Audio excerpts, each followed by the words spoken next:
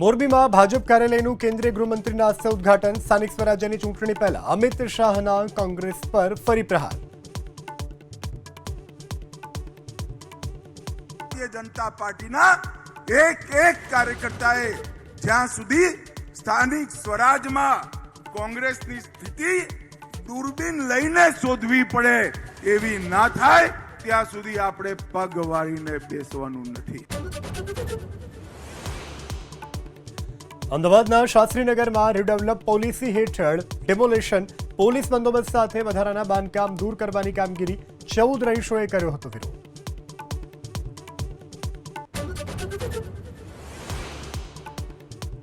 ભરૂચમાં અંકલેશ્વરના ખરોડ ગામે અસામાજિક તત્વોનો આતંક પાર્ક કરેલા 2 રિક્ષામાં લગાવી આગ। પોલીસે અરજીના આધારે શરૂ કરી તપાસ।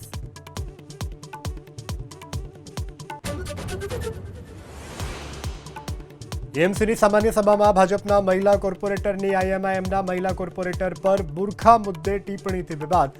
જૈનબ શેખે ગણાવ્યું બંધારણના અધિકારોનું ઉલ્લંઘન।